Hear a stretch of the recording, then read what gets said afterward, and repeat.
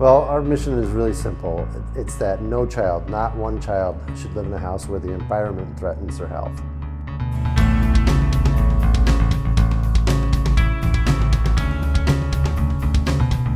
Our staff do a wide variety of things, but a lot of their time is spent going into homes and really helping parents assess with expert eyes what are the potential threats. We met Shannon through a phone call to our office, and whenever someone calls us, we know they're serious about going through the program, and we quickly learned that she had quite a story in terms of what she's been through in the last year and a half with her daughter.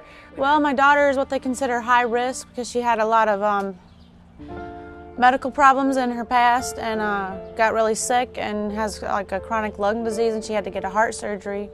Between medical appointments and just, you just care about your kids so much and you want to keep them healthy, and where they live says a lot about them. And in their situation, their nephew had been poisoned by lead, so they knew the situation was pretty serious. The damages of lead exposure, the brain damage, is irreversible. And that's one thing that people need to know. They moved into a home that did have older windows and was full of lead hazards. It's difficult to put your baby on the floor if it's lead and the levels are high. So when she isn't in something like a high chair or her bed, she would be on the floor. And the windows in my house are at that level. Shannon was awesome to work with because she was always really, really willing and eager to do the work and to work right alongside of us. They teach you the method so that you can use them. And then, it's not like they come in, it's not like a maid that comes in and does it for you. This is how you do it, this is how you clean. No, they teach you. It's something you can take with you wherever you go the rest of your life. So we were able to help her really address the lead hazards and learn some cleaning techniques and ways that she can be proactive in helping her daughter stay healthy. I just wanted to thank you guys again for everything, from the super clean to the mop and bucket to the everything, the cleaning methods to calling up and saying, hey, how you doing?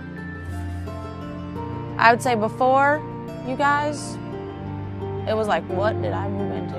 And after Healthy Homes, it made it a home, a healthy home, a livable, breathable place.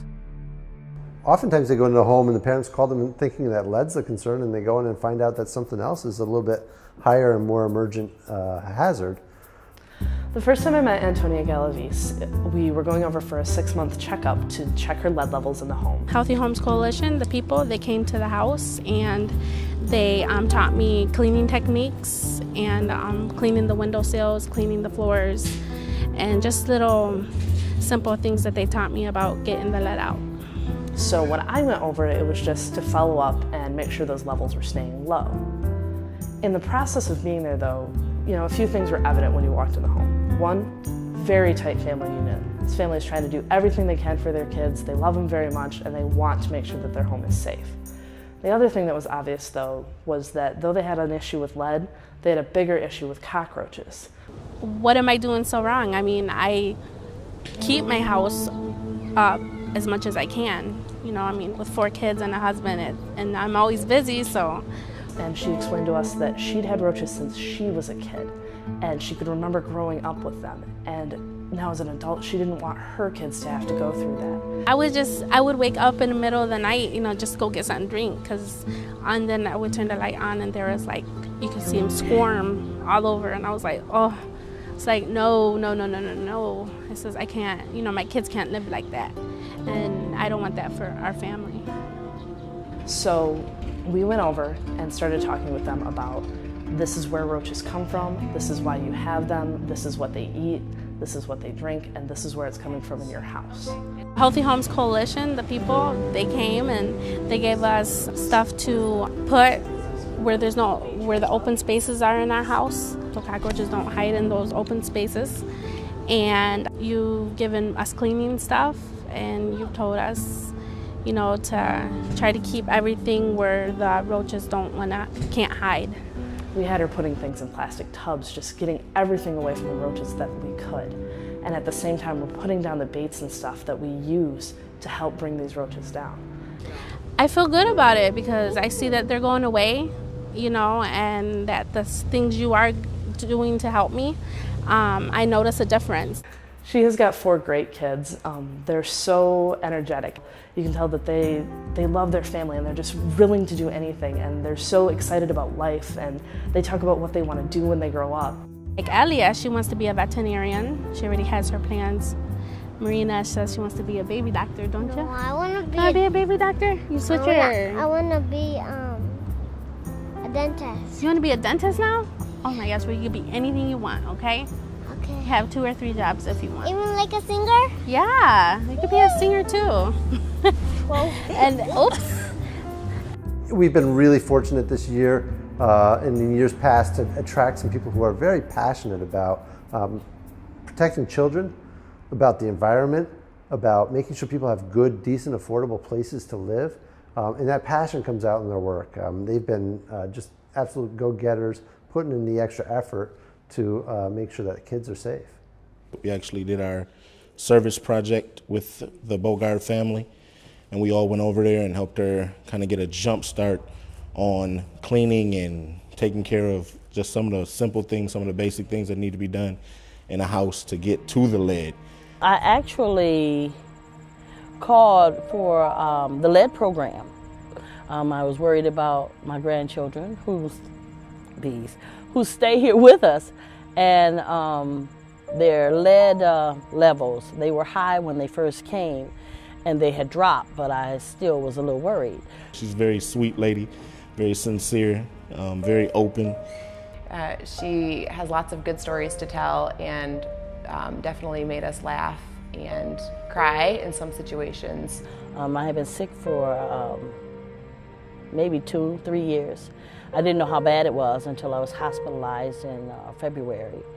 Her family is depending on her to sort of keep the house together and to get things done around the house, but when she wasn't able to do the work because she was so sick, things kind of ended up pushed aside. I'm going to tell you, at first I was embarrassed.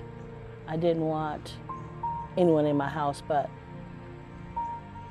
after talking to Cicely and Jenn, I found out that I'm not alone, and that it was courageous to realize that you need the help and then actually ask for it. We were really excited and happy to be able to help her kind of get on her feet again.